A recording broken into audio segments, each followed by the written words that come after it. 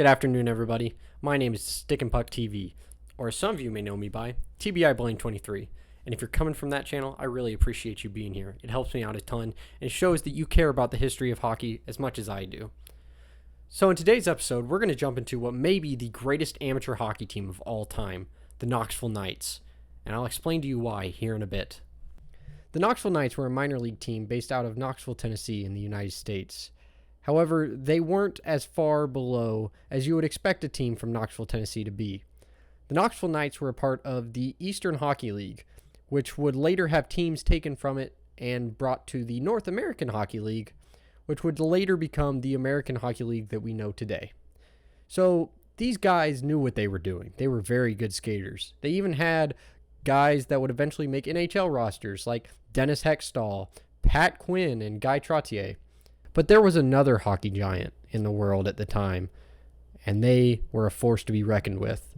This giant was the Soviet men's national team of 1963. Now, the Soviets of the 1960s, 70s, and 80s need no introduction. They were known as gladiators in the sport of hockey, bringing their dominance everywhere they went. In fact, earlier this year, 1963, they had won the gold medal in the World Championship of Hockey in Sweden. So they were a force to be reckoned with, and they intended to show that to the United States of America.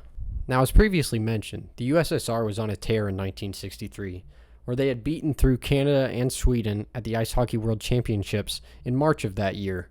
They beat Canada so bad that instead of sending club teams, Canada finally decided to create a national team in 1964, as the Ice Hockey World Championships of 1963 would be the last time that a club team would represent Canada in international play. However, going back to 1963, the USSR was feeling cocky, so they decided to schedule some of the toughest opponents in the United States, the teams in the Eastern Hockey League, as well as Denver University to represent the college hockey scene of North America.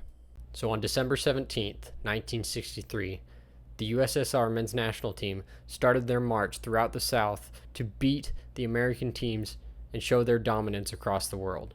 And admittedly, they started out doing a pretty good job. In fact, they did so well, they beat their first team, the Greensboro Generals, 12-3, showing complete and utter dominance.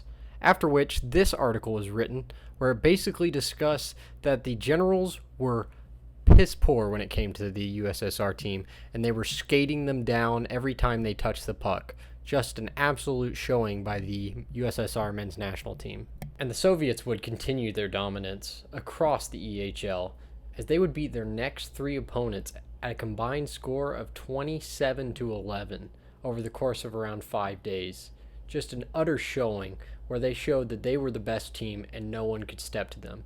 But their luck would change on December 22nd of 1963, where a small Christmas miracle would come to the town of Knoxville, Tennessee.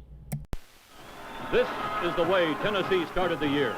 Dewey Warren throwing the football. In 1963, Knoxville was a moderately sized city with a greater metro area population of around 175,000. The city was known more for the University of Tennessee and the University of Tennessee football team rather than hockey at this time. But that wouldn't stop a minor league team from New Jersey called the New Jersey Larks from relocating to Knoxville, Tennessee in 1961 to become the Knoxville Knights, Knoxville's first ever hockey team of the Eastern Hockey League. Knoxville did not fare the greatest in its first season, going 30-35-3. However, they did have some moderate success in the playoffs, winning one round before being knocked out in the second round of their playoff tournament. However, the next season looked a lot better for the Knights, as they would have a winning record going 37-28-3. However, they had worse success in the playoffs, losing in round one. But they would continue their regular season success in 1963, where they would go 40-31-1, unfortunately still losing in round two of the playoffs.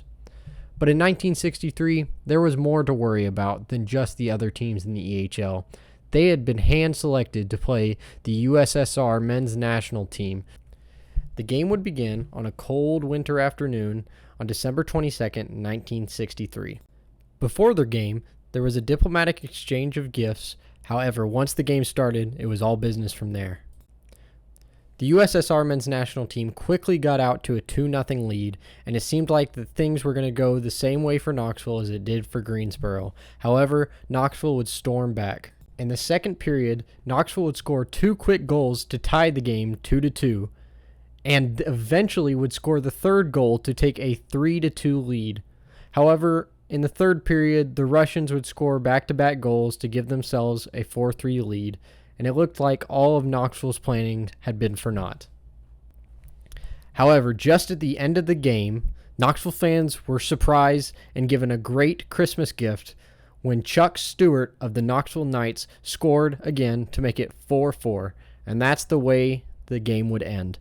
A 4-4 tie to the greatest team in the world in hockey in a small town of Knoxville, Tennessee. So, Knoxville did what no other team could do.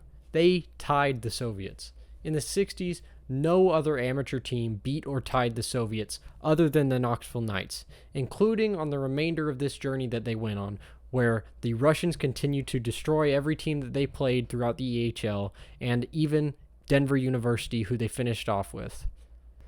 So what would this mean for Knoxville and hockey in the state of Tennessee? Well, honestly, immediately not much. The Knoxville Knights would last about 5 more seasons before collapsing in 1969, seeing little to no success in the EHL. And after this time, Knoxville would go without a hockey team for about 20 years until 1988. However, since 1988, Knoxville has had a hockey team every single season. From the Knoxville Cherokees to the Knoxville Speed, the Knoxville Brewers, and the Ice Bears of today. If you've noticed, I have actually been wearing an Ice Bears jersey this entire video, so go Ice Bears.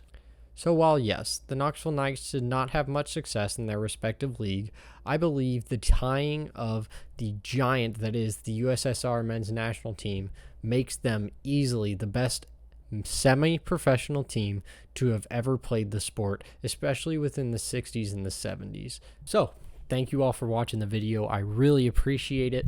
This is something that's been a huge passion project of mine for at least the last 6 years, something that I've thought about for a while now, ever since I learned the story of the Knoxville Knights, and now you know them too. So hopefully you all enjoyed. Please, please, please give me some feedback, what you all liked, what you all didn't like, what you would like to see in the future maybe.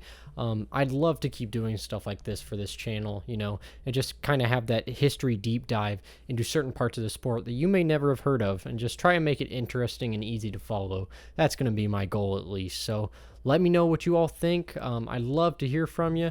This is my first video on this channel of this type, so if you're seeing this later on when I have more videos, those videos will pop up on the screen here at some point. But until then, you know, just enjoy this one. Let me know what you all think. Let me know what you want to see, and I'll see you all around. Thank you so much.